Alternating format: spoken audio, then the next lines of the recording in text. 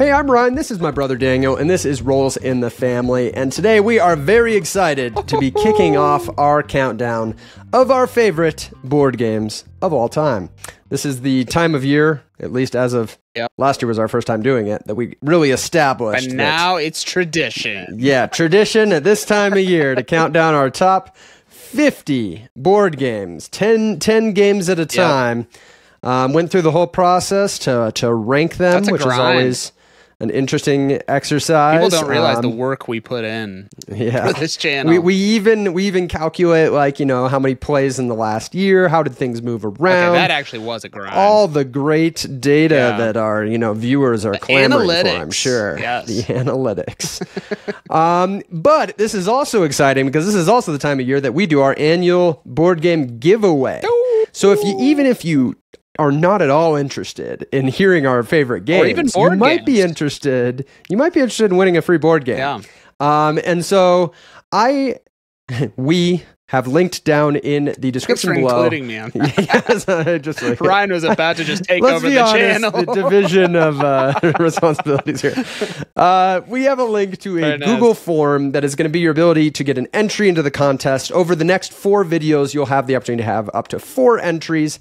I'll let you read all the details there rather than going through them here, but basically each video is going to have a secret word right at the beginning of the video, pretty much, that you need to enter in that form to properly get the entry for that. I don't even think I know the secret word, to be honest. Yes, I know. I like to keep you in the dark here. And this, you could get up to 4 entries, and then we're going to end up drawing 3 winners, and those will be announced in our final video of our top 10 games of all time. We'll announce them and get in contact with some people to give out some nice, big free board games. From our top 50, you'll get to pick a game from either of our top 50, so it's ample choice with some certain price ceiling restrictions, but pretty high price ceiling restrictions, I think. We're pretty generous, but, you know, you got to draw the line. There's a few games that, you know, we got to keep the lights on here at Rolls in the Family headquarters. But let's go ahead and jump right into this because we got a lot of games to talk about today. So, Daniel, let's get this all started with number 50. Let's get it started with number 50. This is going to go to a game that was in our collection a long time ago. We played many games of this against one another.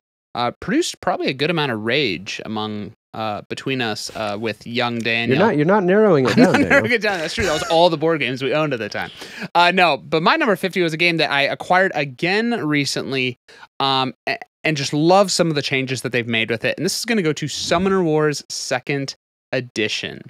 I was looking back, Ryan. We played, before I got the 2nd edition, 70 games of Summoner Wars together. That's a lot. It was the golden years. Yeah. So I think we got the base set and then the master set. We ended up getting that big master set later on, which was pretty sweet, honestly. Like, I think we both were really impressed by it's a game that, you know, has all these pretty sweet, unique factions. I mean, they're very different, and you're playing kind of this kind of chess style game of, you know, moving around in kind of this grid format, and you're ultimately trying to, you know, take out the other person's summoner. But it's one that, you know, with my wife and I now enjoying 2-player games, we've played it a couple times together, and they made some really nice changes in the 2nd edition around some changes with combat, making kind of ranged combat a little bit harder than close-up combat. They just tweaked a few things that were really nice, and is what brought it to sneak in, I guess. Yeah, is the 50 always sneaking in? Yeah. I guess unless it fell from the previous year, but this one's technically new to the list. So number 50, Summoner Wars 2nd Edition. Nice. Good to hear. It's one that feels like it only left our collection because we played it so much and we were like kind of excited about other games. But with the new edition, it's one I definitely would like to get back to someday when I have the opportunity to play more 2-player games. There you go. My number 50 is one that is fairly new to my collection. One that had been on my wish list for probably longer than any game as far as being on my radar to potentially get. Finally got a nice new edition of it, and have found it just to be a very fascinating, very different from really any other game I have, and this is Raw.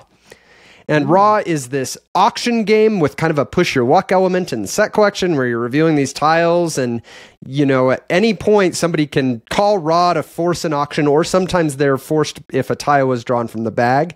And there's just so much interest in this game of how much do I value what's out there? All the sun tiles that you bid with are open information, so you always know who kind of has the trump bid, and who is going to be competing with you. And maybe if you have lower tiles, you want to force bids on really small sets so that, it's a tough decision for the people with the higher tiles.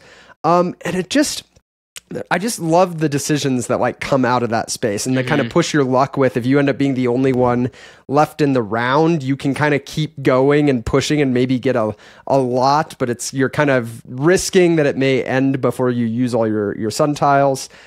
Actually just squeaked in a play in the last right before we start week recording. And a half. That was my only play this year. Wow.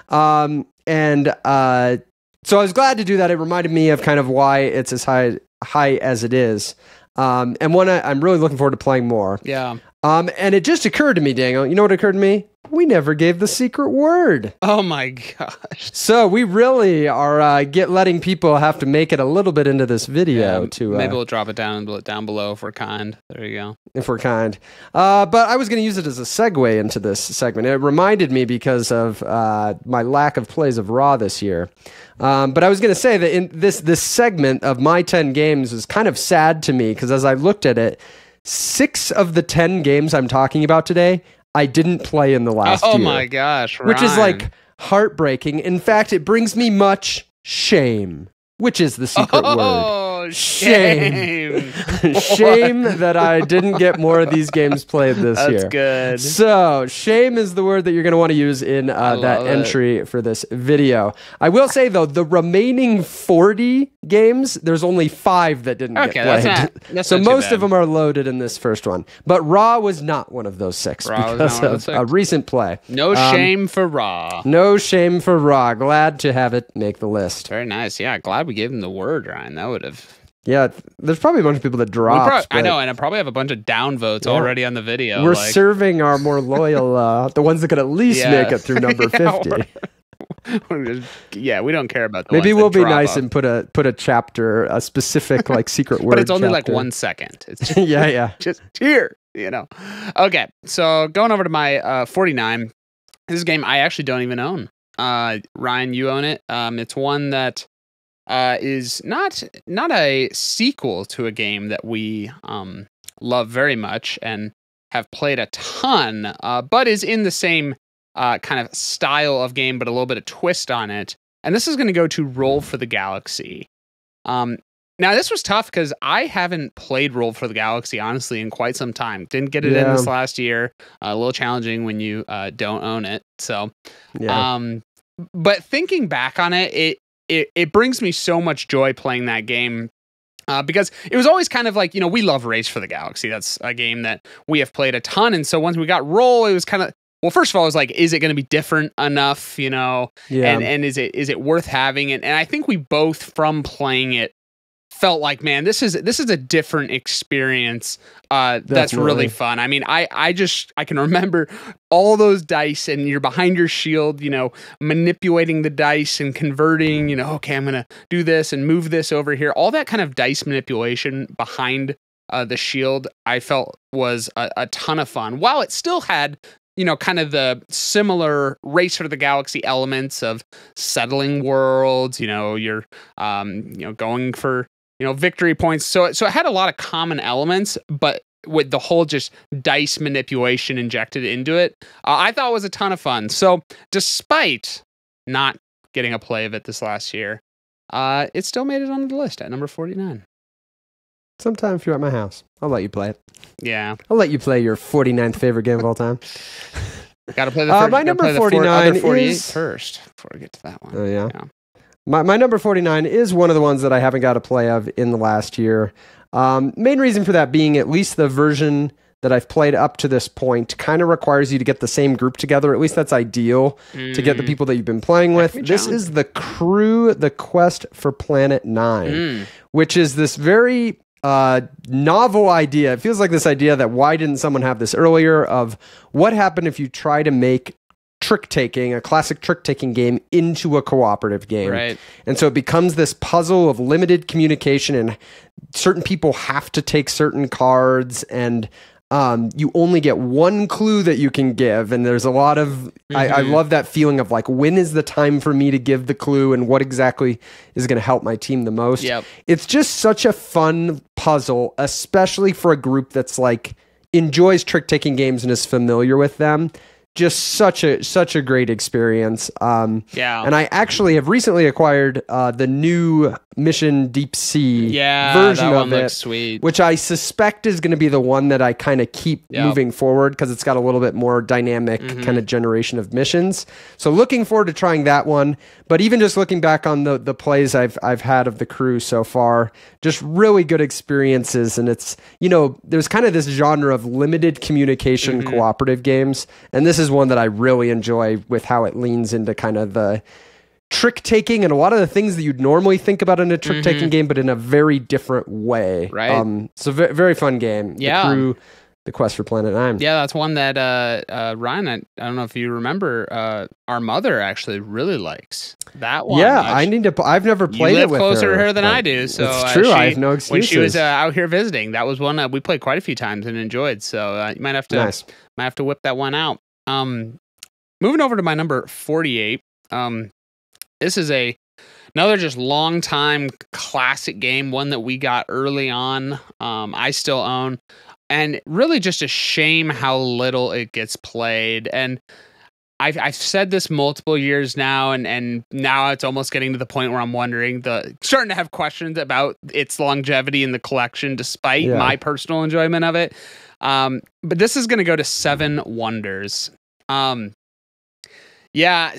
0 plays of Seven Wonders this last year, although 80 plays total. So have played a good amount of we're pretty experienced Seven Wonders. And, it's a game that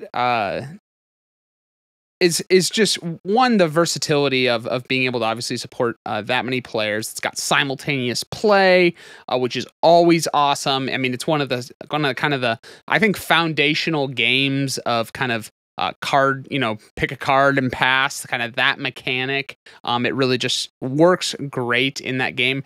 And then one of the things I love about Seven Wonders, there's even this in, Seven Wonders Architects as well, but I love the feeling of kind of this shared element of who you're sitting next to. And you feel that in Seven Wonders, especially with the military, of like, who are you next to, and kind of paying attention to them, not just with what cards are you passing, but the military. And there's kind of this element of, you're playing with all these people, but you care a lot about who's next to you. And that's really fun. But it's a game is just you get a hand of cards, and it's all just like good options for the most part, but figuring out which one's the best one. That simple thing. I mean, I think card drafting is one of my favorite mechanics. I think there's a lot of games where I just gravitate towards that.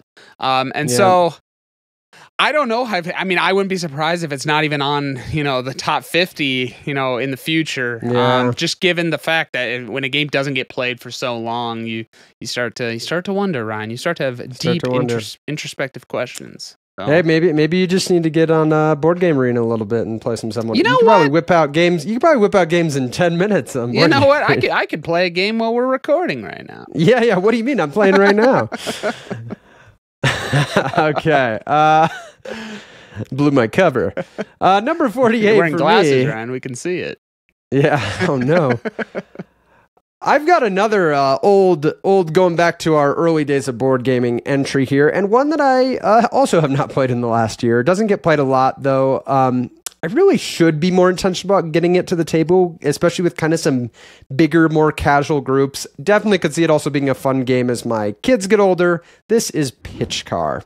Ooh. One very much on the fringe of, what is considered a board game, really? It's a tabletop game, but you literally are building a racetrack that you're flicking these disc cards around. It's more like, shuffleboard made into a racing game kind of thing. Right. But just so many good memories of playing PitchCar.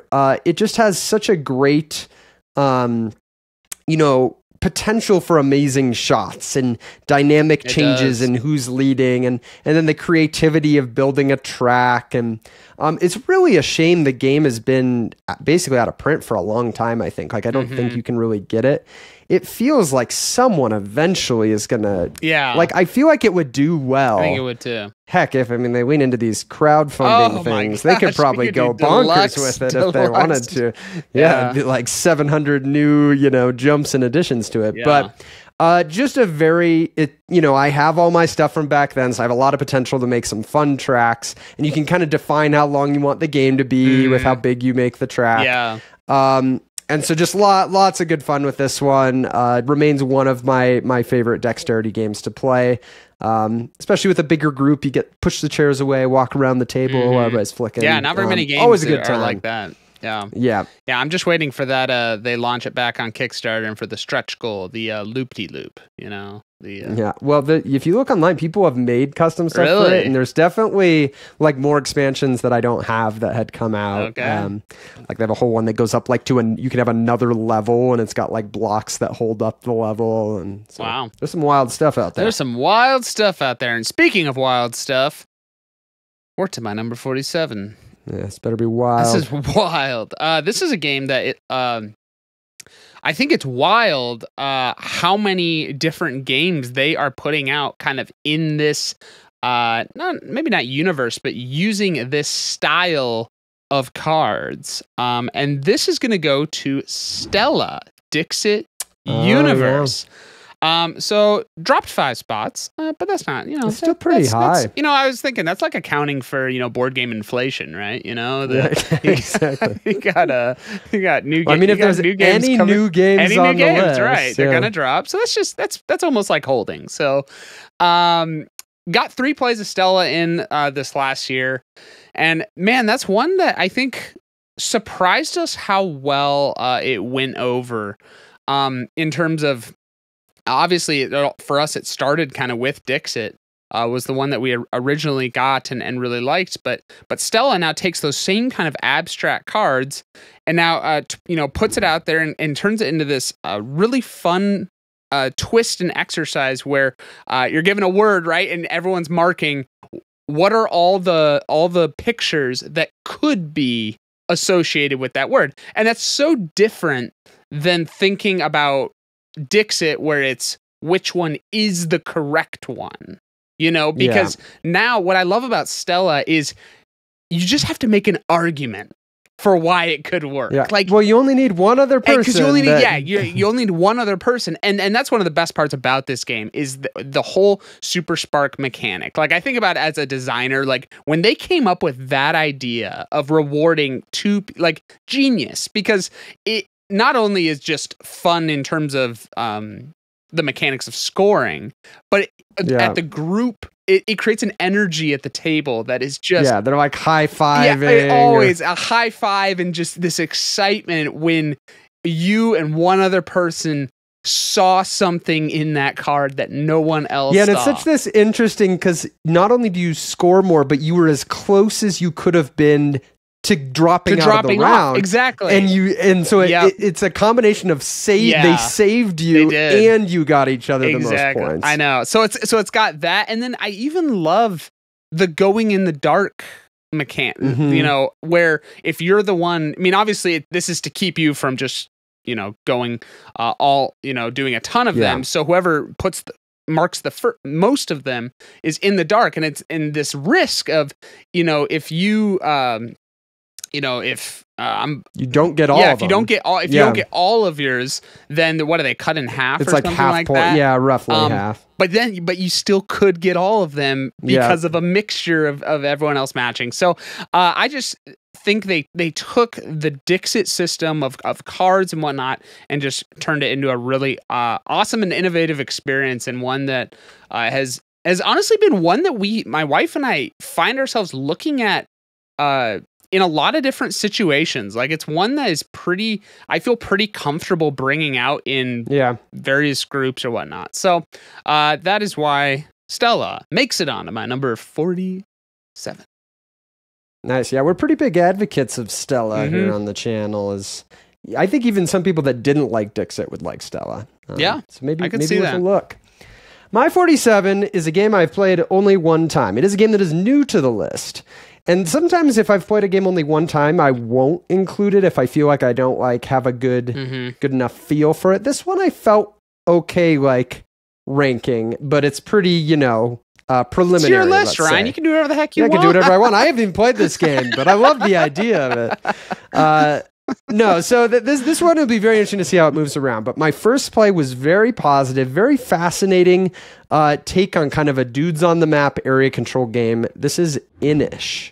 And Inish combines card drafting, which Daniel talked about how he really enjoys. I do like that. But it's a very tight card drafting where, you're only drafting 4 cards and there's only 1 card that isn't in play. So if you're playing with 3 players, there's only like 13 cards that exist.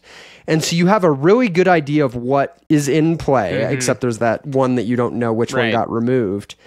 And all of them are going to dictate what actions you can take on the board. So the only way you can move units to go attack somewhere is if you have the card that lets you move units and go attack somewhere. And there's, other cards that let you do other things, because ultimately there's 3 different ways you can win on the map.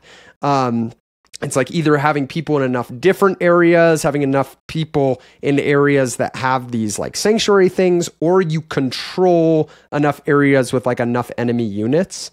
And so you're just trying to like position yourself towards one of these scoring conditions. And like when you're drafting, what cards do I want to give to my opponents that they might be able to use against me? And you're kind of looking for opportunities to be sneaky to try to kind of like increase your chances. And there's some cool things that you can like pull off this tricky thing with like the Bard card to get these, I think they're called deed tokens that you can use towards the victory condition. So instead of needing to get 6 areas, now I only need to get 5 areas. And it just was we just played a 3-player game, and it was a lot of fun, and I can see it actually being quite replayable because the different regions that come out put their region specific cards into play for whoever controls those. So that's always going to be a little different. Which of the epic deed cards you get are going to be a little different. And then obviously card drafting always keeps it pretty tactical. So I'm looking forward to playing it more, and it kind of falls into this nice, I think we played it, it was all of our first time, and it was probably almost an hour and a half. But I could see with the group that's played it before, this being like an hour or less, which is really a nice spot to be for a game like this. Yeah. So very good first. That's one I've known about for a long time. I'm not like usually super drawn to going out and getting these dudes on a map games, but I've always kind of wondered which would be the ones that I would enjoy more. And this one is a good contender in that category. I've had a really good time with it. That is Inish. Wow. Yeah, you seem pretty excited about that one, Ryan. So I was, because I went into it like pretty unsure. Well, I got a good deal on it, and so I bought it because I found a good deal. I played it once a long time ago, and I think I had a bad play of it, because I then told you, because I think that wore off on you, and you were kind of like, you told me it wasn't that good. I told you it was horrible. That's why ever since then, I just don't listen to Daniel. Yep. He mutes me when I'm talking. Very nice, Ryan. My number 46. We're gonna be entering a new game land here for a while, folks. So hold on to your pants. My number 46 is a new game to the collection, although one that is very similar to one that I have had for a long time and love, and they was always kind of skeptical of is this 2-player version worth owning? And after getting it and playing it now, 5 times, I think I feel pretty confident that it is. And this is going to go to Splendor Duel. So we got Splendor Duel just a few months ago, and like I said, just wasn't sure. Is it going to be different enough? And we actually played it, I think, for the first time on Board Game Arena together. Yep. We thought we were gonna release a video of us playing together, and fortunately that file got corrupted, aka Daniel got destroyed and deleted the file. Somehow got corrupted in an editing process. I don't know how that happened, but let's just say I got smoked. Actually, that's been a theme of this game. It's shocking. It makes my top I'm actually 50. surprised it's this high for you. I get whooped in this game. It's so bad that both you and my wife just whoop me around. But anyways, it's so fun. They kind of take Splendor, a game that I love, and make the taking gems mechanic just more interesting, because it's got the 5x5 grid, and the whole, you can do 3 kind of 3 gems in a diagonal or vertical, horizontal. And that just opens up the possibilities of, okay, how, what can I do here? It's just, I actually found it was a step up in complexity. Maybe that's just because I've played so much Splendor, so my mind's just in that way of thinking, but it definitely felt like, oh man, okay, there's a lot more options here because of it. But a really fun kind of addition how they were doing that. And so overall, I felt like the taking of gems was more interesting. They've got kind of these little scroll things that you're getting and able to spend to take a token or whatnot. And then kind of a big tension in the game is you're taking these gems, and they're the 5x5 is kind of getting depleted, just like in normal Splendor, gems get depleted, but you got to decide when do you want to refill, and then, but refilling gives your opponent one of these scrolls, which is obviously bad. So you're kind of always in this tension of like, oh, do I want to refill and take, or do I want to, and I don't necessarily know how it's going to land. Yeah. It's the only way it refills, right? Yep. Like when you spend for cards, that isn't refilling it. Like it's only once a player decides. And it only refills with obviously what's in the bag. And so if you and your opponent are holding a lot of gems, refilling's not necessarily going to do a lot. So I just thought it was a really interesting twist on the game to where it is the more fun 2-player version for us. It was really fun to get that one and play it and make it on to the list at number 46. Nice. I very much enjoyed that one as well. I think it's a very clever 2-player version. My number 46 is one of our most played games of all time. It is one that has slipped a lot in recent years. I also haven't played it much in recent years, which always makes it so hard to rank every year, because you're like relying on all these old memories and and so bounced around. It actually went up 6 spots. I think last year it dropped a lot, so maybe it's kind of self-correcting a little bit. This is Cosmic Encounter. And Cosmic Encounter is such this one's dropping like crazy. Well, it missed my top 50 last year, so it's rising. It's up 6. Yeah, okay. It was 52 last year. Very nice.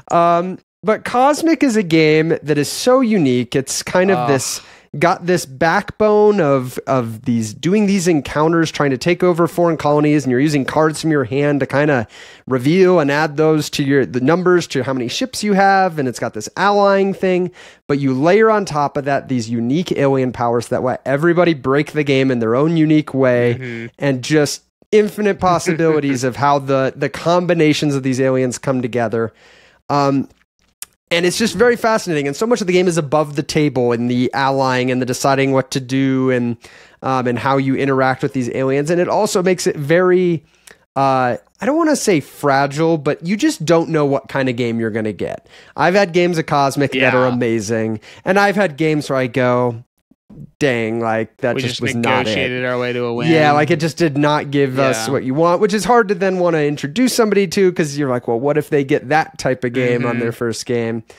But it is a game that found the perfect group back when I was in college, the perfect timing to just, there was a group that really latched onto it. We all knew the game so well, and we played the heck out of it. I mean, it was like 100 plays in like a little over a year or something like that. I think I'm up at like 180 or something now.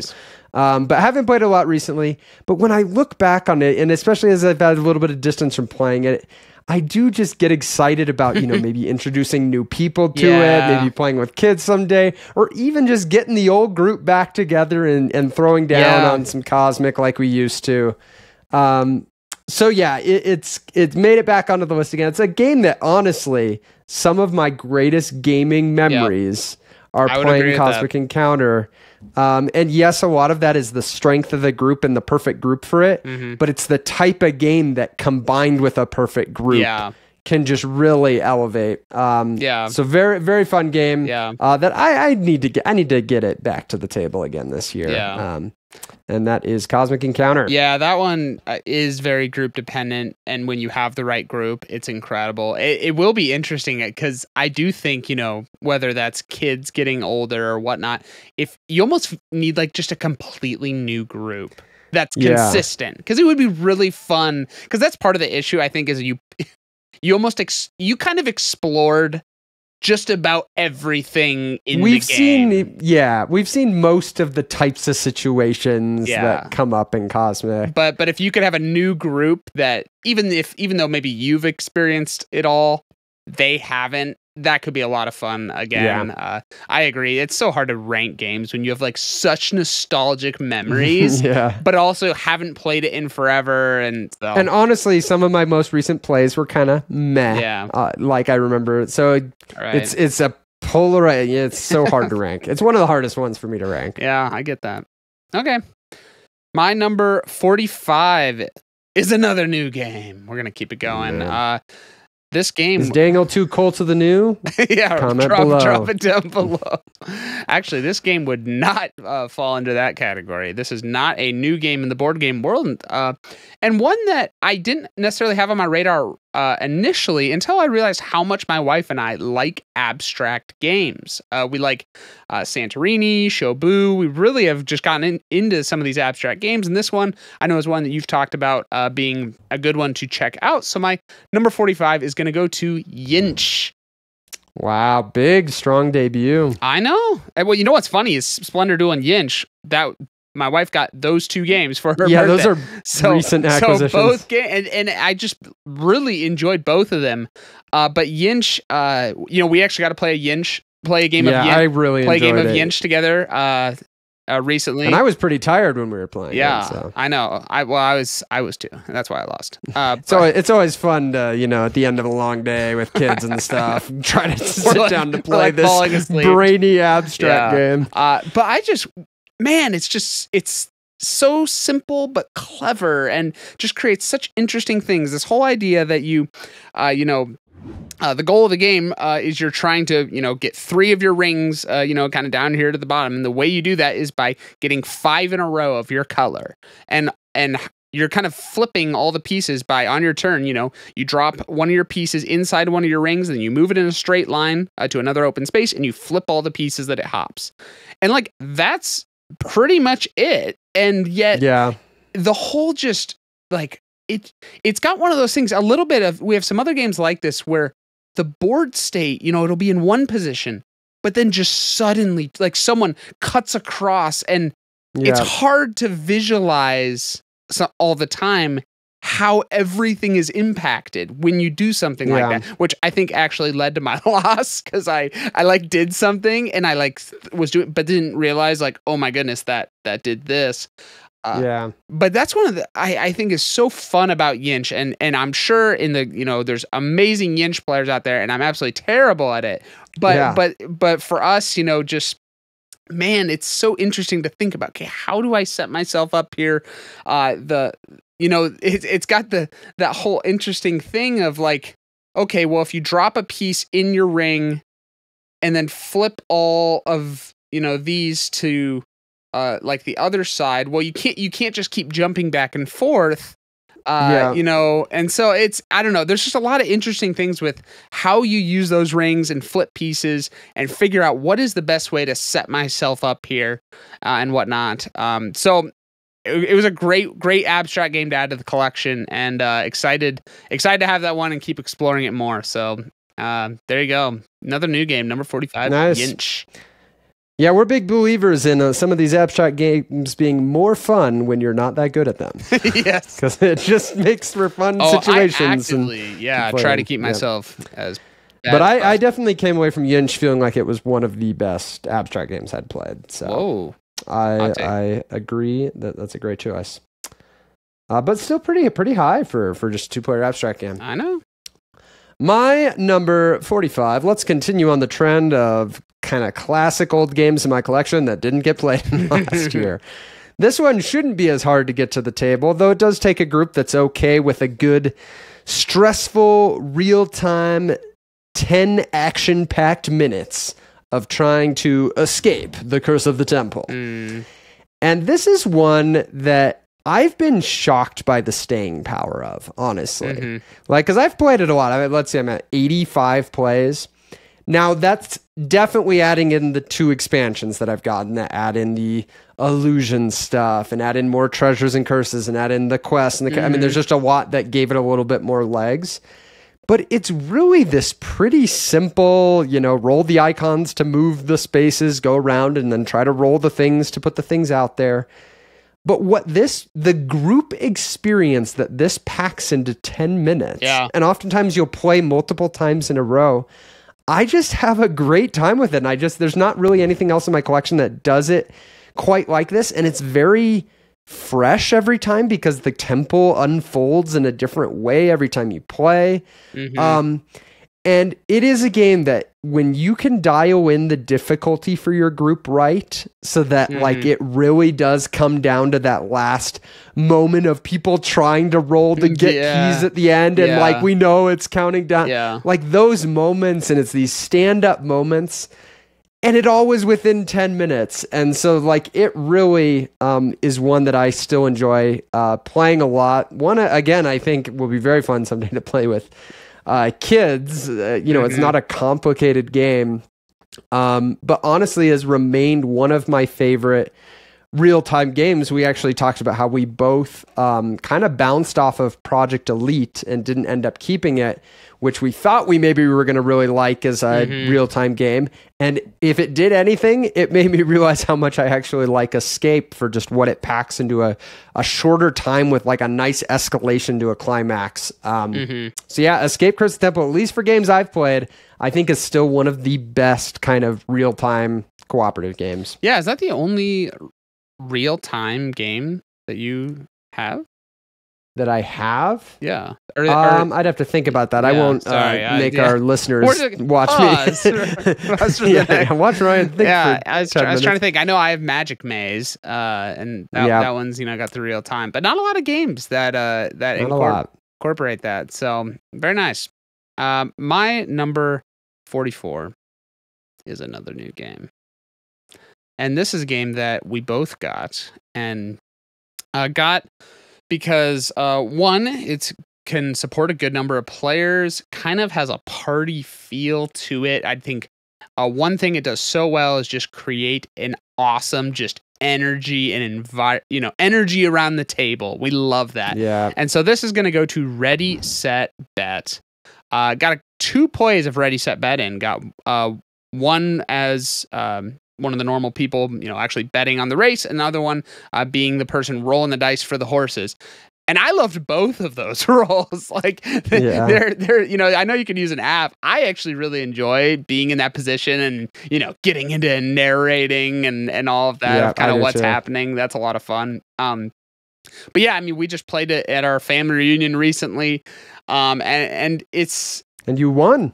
I did win. Oh my gosh, I had a great game of it. Yeah, it just obviously it does such a great job of how it does the horse racing, because that whole idea of, the middle horse, the 7, obviously is the most common to be rolled, but the way they did the how they do the, if you ever roll 2 in a row, what is it, a boost or whatever? The outer horses get bigger. The outer horses, if they ever get rolled twice in a row, which obviously is more and more unlikely the further out you go, but it's a bigger and bigger boost the further out you go. Yeah. So you could have a moment where the 11 horse is way behind, but they miraculously roll back to back, and suddenly, oh my gosh, they're in the 5 lead. Spaces. And that right there is what just transforms the game, because suddenly you can have incredible comebacks. I mean, obviously you could have that if it was all equal, but it would be a slower progression. But you can have a moment where, you can have this moment where a horse is way behind and jumps way ahead, and then so everyone's live betting as all of that's going, and I like how, each round you kind of get a card that can kind of customize, give you just a little ability with how you're doing the betting or whatnot. I think it's gone over super well every time.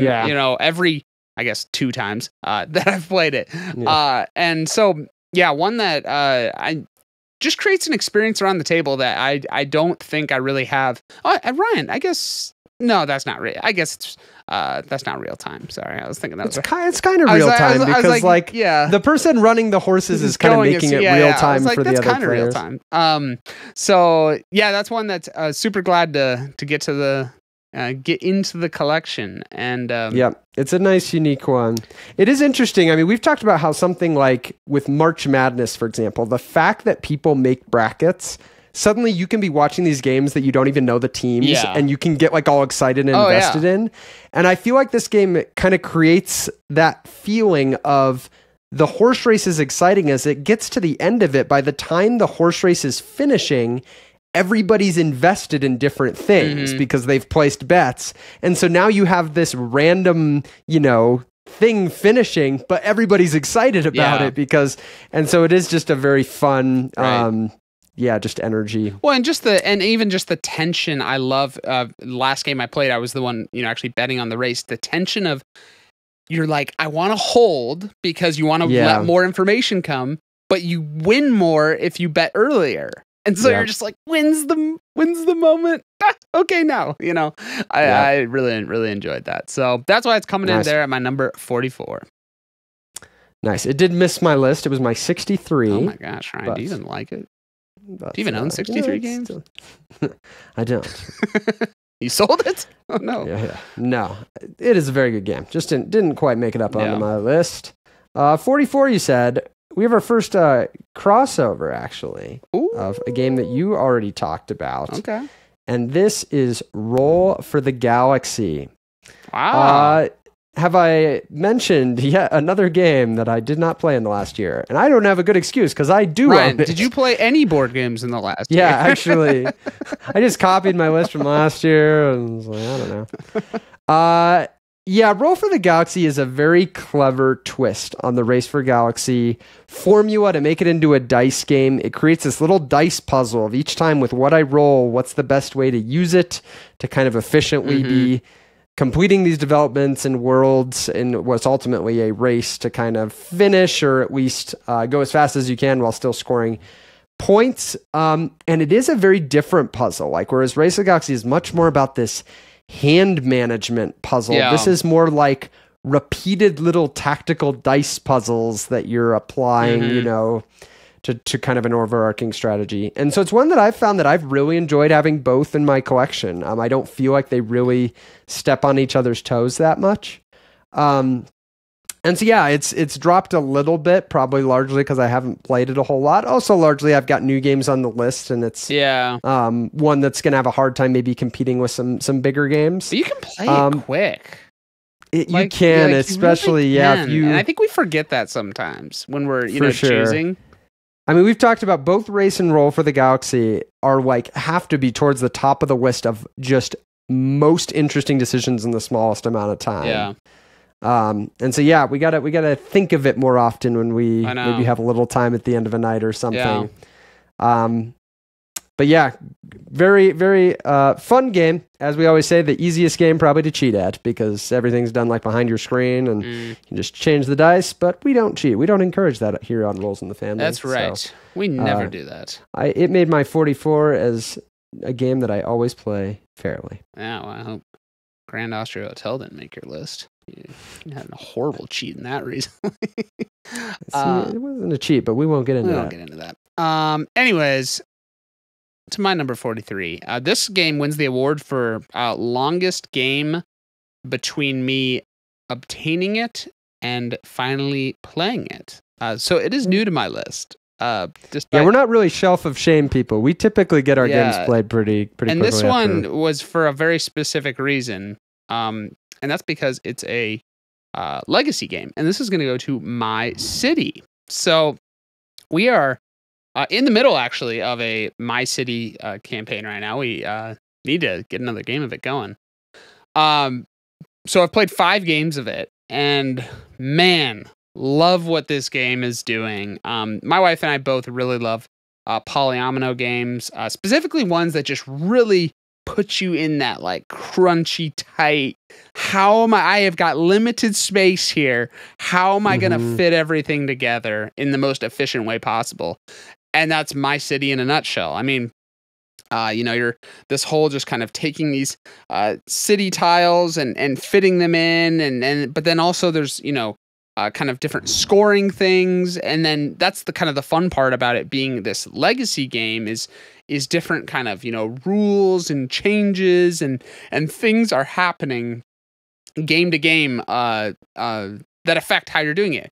One of my favorite things about this is how fast it plays. Yeah, like you play a game of My City in like 15 minutes. I mean, it's like super quick. And so you're just like, boom, play a game. Okay, cool. Like, let's open next thing. Boom. Okay. Like you can rattle off 3, I think every chapter I want to say is 3. Yeah. I don't know what they call them, missions or whatnot, but so, playing you could play a whole chapter, in like an hour or something, hour and a half. Yeah. And so just a game that, one of the really fun parts about legacy games is when you're opening things and things are changing.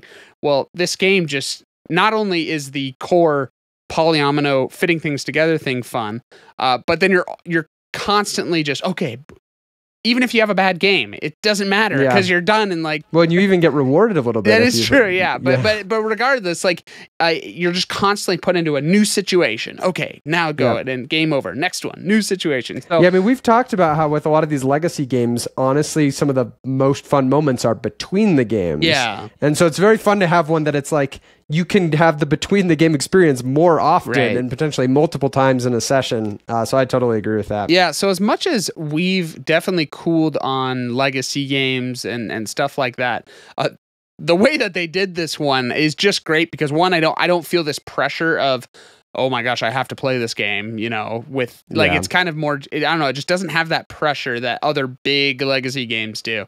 And man, it plays quick and just has worked really well. So, awesome to finally have a campaign of that going. Hope to finish that. Hopefully finish that within this next year. So, number 43, My City. Very nice. My number 43 is a game that it looks like I've played 4 times, but that is a little misleading because I have played its predecessor probably like 60 times, that it shares probably 80% of its DNA with. This is Last Bastion.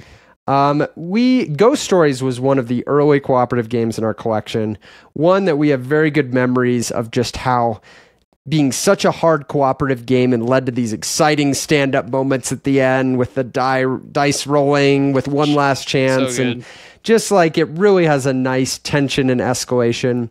And Last Bastion kind of takes that and refines it, I think, into a more modern package and improves some of how they handle variability and kind of, some of the location tiles that we never used in Ghost Stories. Now I find myself in Last Bastion, like seeing use cases where I would use everything.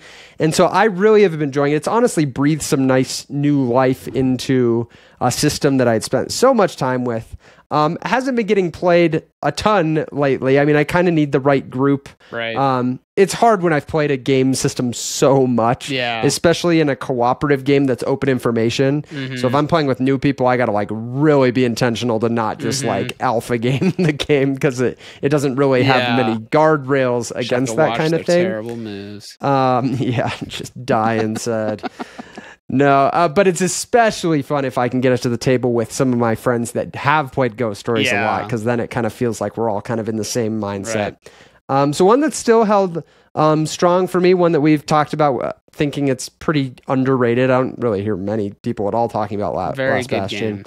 But very enjoyable in that kind of quicker co-op game if you like kind of the cooperative puzzle, but still the excitement of dice rolling, which, adds a lot of drama and excitement into a game like that. We have had a very good time with Last Bastion. Very much agree, Ryan. Very much agree. Moving on now to my number 42, a game that, real shame I didn't get this one. Played in the last year. You really need just like one other person who's really into this. And actually, I've got some people that I know like Lorcana, and that I could see liking this one. because it is another card game, but it's not a collectible card game, but a collectible deck game. And this is going to go to Keyforge at number 42. I have such fond memories of us doing Keyforge tournaments. Of like highlight board game memories, that is up there. And because Keyforge, it's so awesome. Ryan and I grew up loving kind of the collectible card game, thing. We played a lot of Yu-Gi-Oh! But Keyforge is awesome because it's got these, you get a deck, and it's a unique deck that no one else in the world has. The cards might overlap, but the deck combination, it's standalone. You don't mix it. But then, so that part's just cool, the fact that you get this kind of unique deck.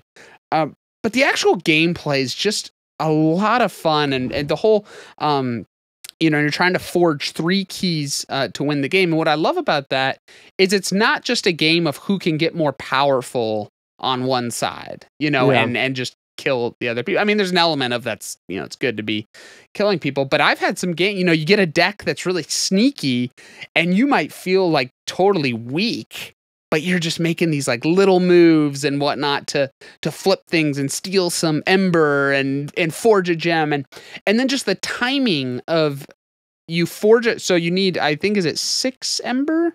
It's forging a key, by the way. Key forge. It's in the name, Daniel. Yeah, sorry. What was I calling it? A gem. Gem? Oh my gosh. It's not gem forge, Daniel. Sorry, I played the alternate game. Yeah. Yes, key forge. But anyways, is it 6 ember to forge a key, I think? 6 amber, yeah. Amber, not ember. Amber. I don't know. I've actually never played this game. But the whole thing that you don't forge a key until the start of your turn. And so there's a lot of just like, okay, how do I set myself up so that my opponent can't stop me, before it? There's just a lot of interesting things with that timing. So it's a great, it really fits, I think, what we were looking for in that type of just card game type thing. And if you can have a group of people to do a tournament, it's a grand old time. Yeah, I mean, for me, it became that game, like, I had wanted a game like that for a while that would let you do a tournament day, like a self-contained, and Keyforge is great for that. That's my 42. Very nice. My number 42, I've probably played more in the last year than everything else on this list. I've played it 27 times in the last year, and it is new to the list. And you want to know why it got played 27 times? Because it's largely been played as a solo game. No, I didn't say you played it with Toby. No, yeah. This is a kid's game. No, this is a solo game, which when I get a new solo game, especially if it's a quicker one like this, it's not hard to get it to the table. This is Bullet Heart. And this is an interesting one to rank because I am ranking it pretty much primarily on the solo experience. I've played one multiplayer game that, was with new people. So I still don't have like a very representative session of like people who know the game playing it multiplayer. But it is such a fun solitaire puzzle and just a very unique combination of things. It's a very puzzly game of kind of these patterns to clear bullets away before they, are reaching your heroine. But then it's got this bag building thing, or not bag building, but pulling from a bag to draw the bullets with a push your luck of like, the more of them I draw, the more potential I have to like activate patterns or clear more bullets with my patterns. But I'm also potentially risking drawing ones that hit me because my board, the more you fill up, the more chances they will hit you since they skip over existing bullets.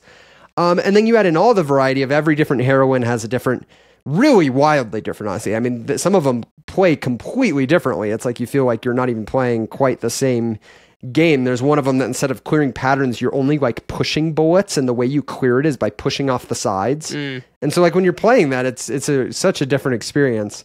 And then if you're playing solo, you use one of the heroines you're not using and flip it to their boss version, and those are really unique in how they work. And it all just comes together into something that, I mean, I can play it in like 15 minutes, but it's this crunchy puzzle, and it's a crunchy puzzle that I can keep swapping out all this variability. I definitely plan on eventually picking up Bullet Star, which is the other standalone set that you can combine everything, and so I'll basically double my content. And And so I've had a really good time with this one. I really like it as a solo game that kind of fits in a little more puzzly, but still has the drama. Because I definitely have found that I like drama in my solo games. Like, it's hard for me to play a puzzly solo game that's just like, try to beat this score. Like, it just doesn't give quite the same thing as like this win or loss. Like, am I going to win or lose in this thing? And so Bullet Heart does that for me. And I really hope that at some point I have the right people to maybe try it out multiplayer, because I think that could be a lot of fun as well. Well, there you go. We learn Ryan is a man of drama. Drama. That should have been the word people comment or put on the. You could just comment that. If you put drama, we'll know you watched further. We'll know you watched further. We won't count it as an entry. But you'll have an entry in our heart. Yes. My last game for this video, number 41, is probably I would say is going to win the award for party game that surprised me the most at just how much of not even just like, oh wow, this is fun, but like a staple that I go to and would point to as like, man, this is one nearly everyone should have, and this is going to go to So Clover. So I got to play So Clover 11 times in the last year. Just played a game recently, and every time I play it, the simple exercise of how, you randomize all the little squares with the words around your clover, and you have 2 words on each side of your clover, and you have to put 1 word to try to clue everyone to those 2 words. And then, your team then is having to go around and basically figure out what's the orientation and what are the right slots for those words. And the exercise of figuring out a word to pair 2 words together. I just love it. That's just every single time. Sometimes it's easy. Like, sometimes you get one, you're like, something comes to you immediately. And other times it's like, oh my goodness, how am I going to get something to connect these two? So that part's, it's got some challenge. It's got laughter. I just find we're laughing every time we play this game. Because you're just getting in the head of the person who's putting them down. Oh, they would say this, or maybe they would do this. We were playing with our dad recently, and made a clue that was like personally about him, and so then we won't out him. Yeah, we're not gonna out him. Don't worry, but he knows. He knows. You couldn't control yourself, could you?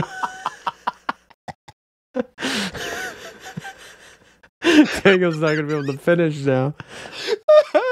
But anyway, I'll just leave it at that, Ryan. It was a great time, and just like great now, it's a game that leaves you laughing. Leaves you laughing. Well, I will bring us home with my 41 after that nice inside joke.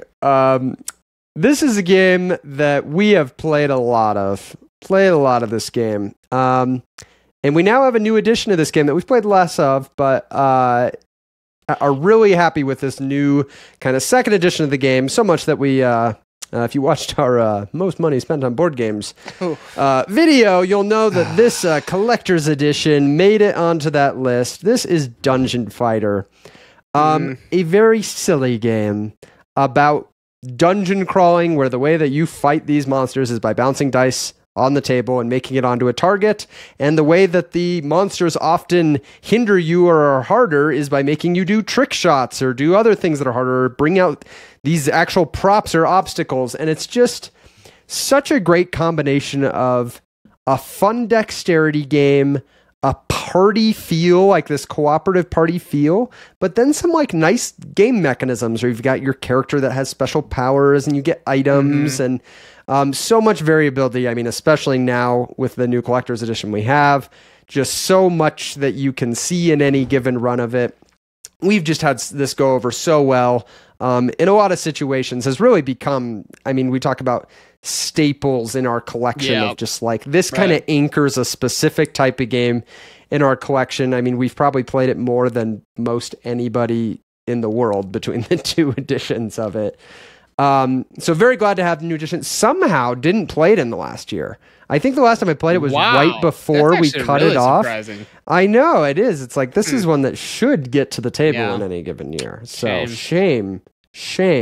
As a reminder, in case you forgot 50 minutes ago when I said shame, which is the secret word.